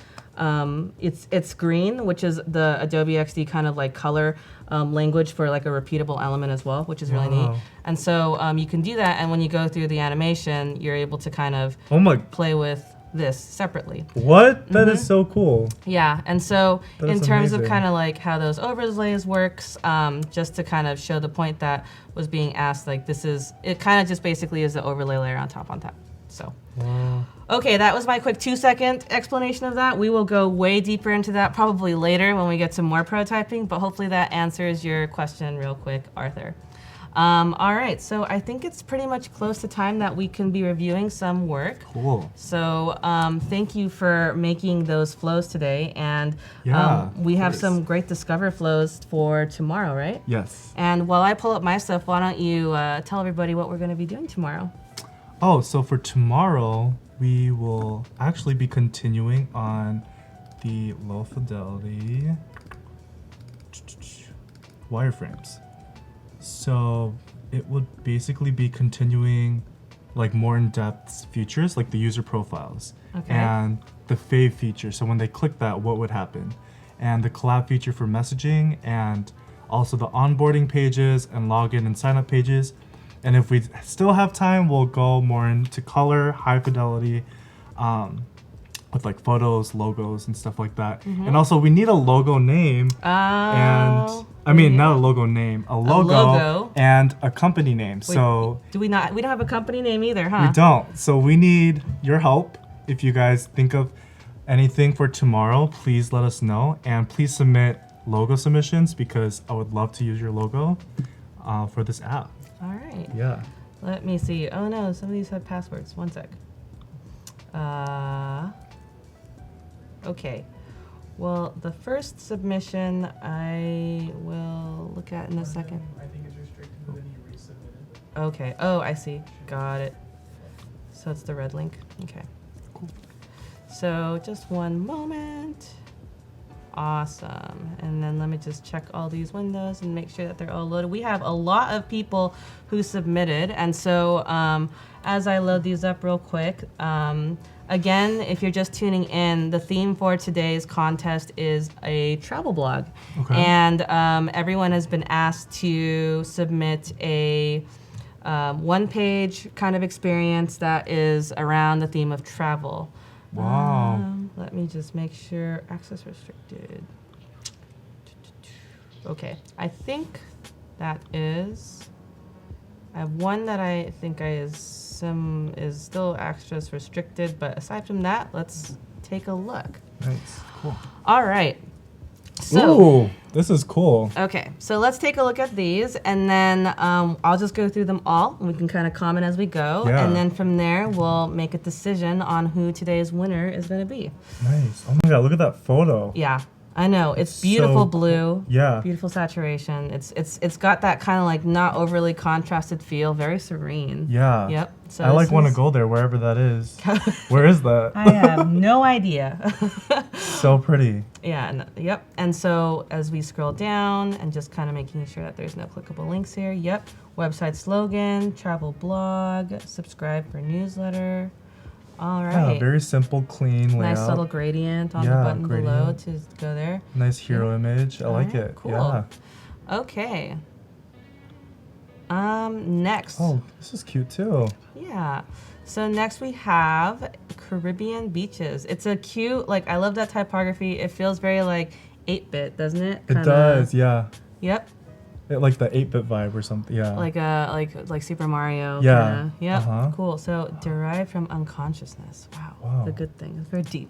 I know. I'm like, whoa. Let me actually go to full screen for this one. So going in here, new look results. Wow, results are How do you say that word? Poignant. Poignant. Yep, Yeah. and look at that. Wow, drop shadow Wow. on white. So we got some good use of drop shadow in this one. Who is my drop shadow crew? Hey.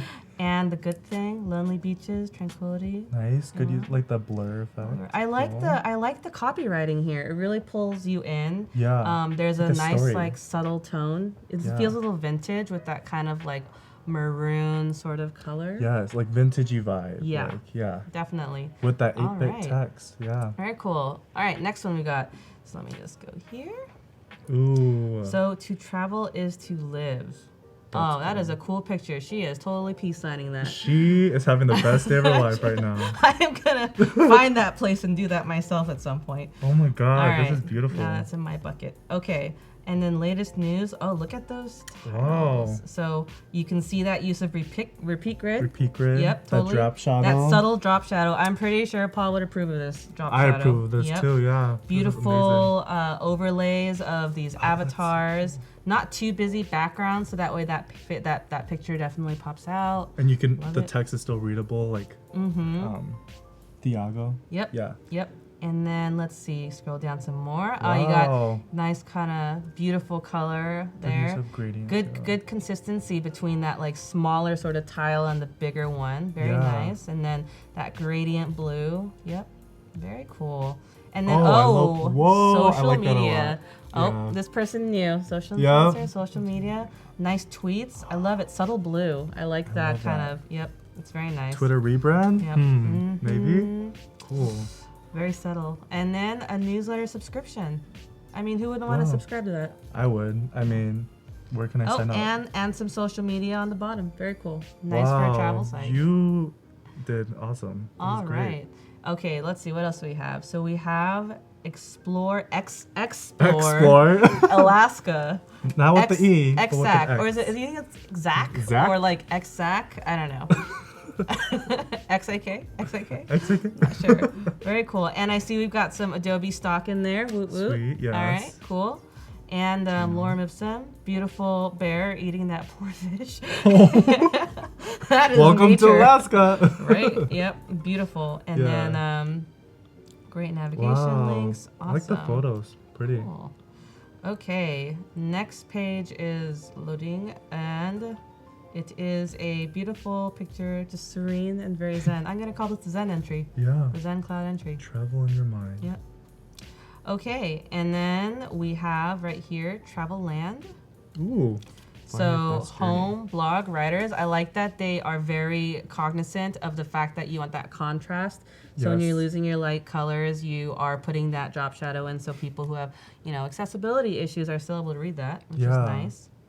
And they're actually very mindful of this. Even here, as they wrote Venice, Italy, they did a little bit of that kind of blur to make it easier to read, which is really awesome. Wow. Venice. It's good to keep in consideration of your audience, and that is a beautiful picture of Venice. I know. And then nice arrows, because a lot of people don't know to scroll down on these sites. I wouldn't have known, maybe. I just saw a submission that was one page, right? Yeah. Great. I like how it fades too. Delta Sky Miles. Love it. They know that there's definitely a market to this all. A little picture of Japan in the corner there. And then you're not too broke to travel. Amen. And the world from others' eyes. Very cool. Travel lifestyle blog. What's your adventure? Very nice. Very cool. Yep. By Patrick. Sweet. And then I read more kind of article. China in your kitchen. That looks delicious. That looks delicious. I'm hungry now. Yes. Oh my God. Yep. And then more. Oh, and a recipe. Very cool. That's a lot of good content thinking here. This is very captivating for someone who's into travel. Yep. Yeah. You have a landing page, then a blog. Yeah. It's continuing. Wow. This is awesome. It's a lot of work. This is a lot of work. And we hit the bottom. Pagination, read more, and everything. Okay, cool. Awesome. And next we have Landscaper. Has interactions. So let's see what happens when I click on this arrow here. Ooh, it's a slider on top. Yep, very cool. So I guess you can transition there and then get the history. Yep. Wow. I saw some interaction links here as well. Features and gallery using the stay in that location kind of transition. Very nice. Yeah, I like that. Awesome. And then next what we have is Stories from the Road, a travel blog. Wow, I would like to sit on top of that, but I kind of wouldn't because I would be afraid of death. But hey, I just want to sit there and contemplate life, right? And just eat good bagel or something. Beautiful overlap here. Beautiful overlap. I'm a sucker for typography that has such a nice overlap. With imagery, right? I love that. And look at the kind of lines going down here. There's definitely a brand coming out with this, which is beautiful. Whoa, this is cool. Nice breakage of, those kind of block elements.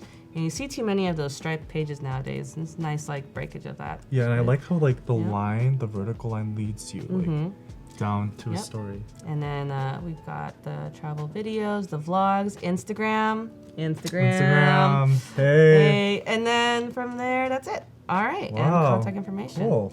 And GDPR everywhere. Very conscious of GDPR. Okay. Next we have. What the? Where did you get that picture of that? Oh my God.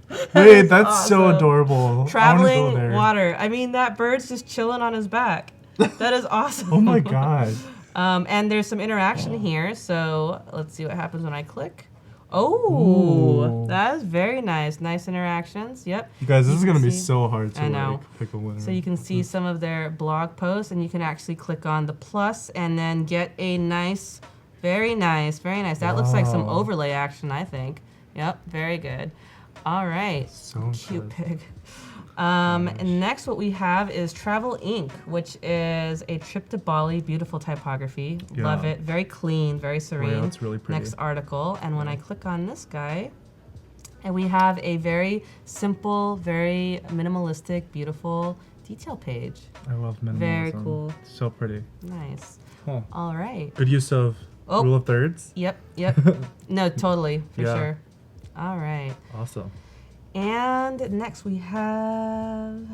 Okay, I see some Photoshop action there. Interaction. That's cool. Good job. And you click on this dude, and you get a menu. Very cool. And if you scroll down, I see there's a bit more interaction here. I can go to my feature post. Let me just keep scrolling for a second. Nice, nice break. I'm always so impressed when people know how to like get a bunch of these images and like know how to like have them laid out like that. Because that's hard. Like, yep, for sure.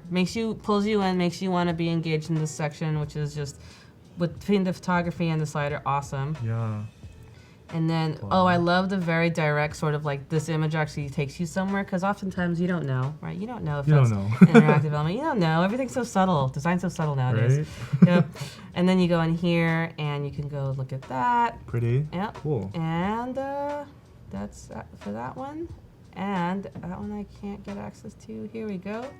All right, so Thailand, Travel Monkey. Ooh. So urban, nice bold typography.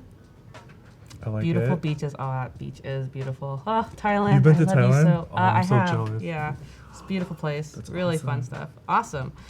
Okay, cool. And then we have Hawaii. Oh, I love that. Are you and sure? San Diego. And we have Are You Sure You Want This Life?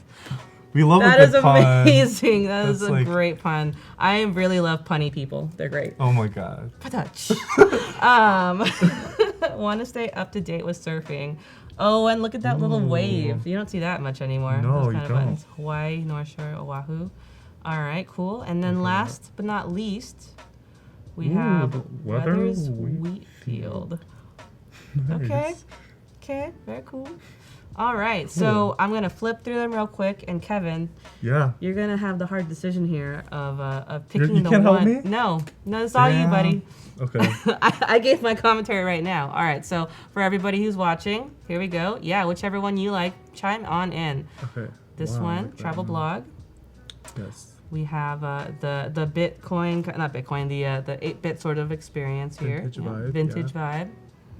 Got this beautiful headshot to Yes. this nice clean layout and the social media. I love that social media layout. We've got I'm gonna call it XAK. Explore Alaska. Okay. Okay. The Zen clouds. This one, which was that really nice, like long sort of travel land story. Yep. Yeah.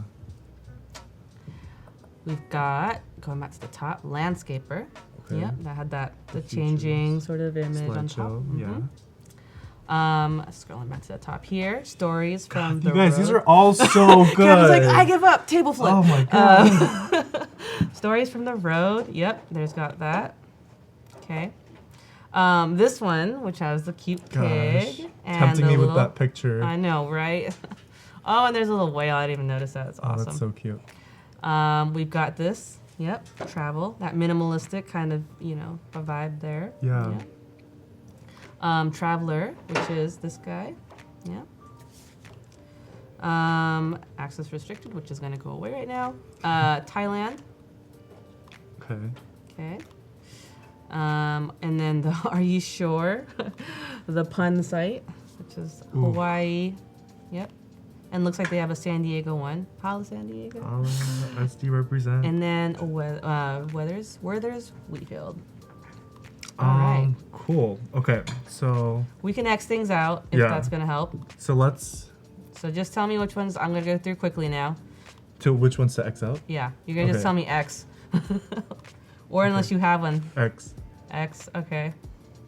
It's like chef's table or something. X. All right. Oh no. Oh, just kidding. That Control one. Shift T, yay. Okay. This Oh, one. X. That one. Okay. X. Okay. X. Okay. Keep. All right. X. All right. What's the home page for this one? This. Oh, keep this one. Go scroll down this one. X. Okay. X. I was gonna say. Oh he's my just god, like, I'm so sorry. I'm so sorry. I love all of this. People's hopes and dreams of CC Live. So bad. Keep Okay. X. Okay. So we've Okay. narrowed it down to this travel blog. Okay. Yep. And That's so e-travel, cool. you got like just minutes left. This one's reloading. There we go. Okay. Okay. And then this one, which started from That's here. really cool. 1 minute left. You got Okay. 1 minute left. Okay. So it's between 2 and 3. So get rid of that one. Yep. Keep. And then XDs. Oh yes. Done. All right. Oh You gotta God, pick one. my heart. Which one is it? It is. 5, 4. Oh my 3. God. He's really struggling It's here. This one. Which one? Which This one? one. This one? Yeah. All right. Because I love that social media Twitter thing.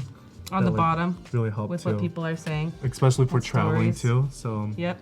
yeah. Awesome. Congratulations, well, congratulations eTravel. eTravel. You are now the official owner of a year of Creative Cloud. I'm sweating, you guys. This is like. He's gonna go oh home and my be like, gosh. my new name is Ruthless Kevin. Yeah. Mic drop. Awesome.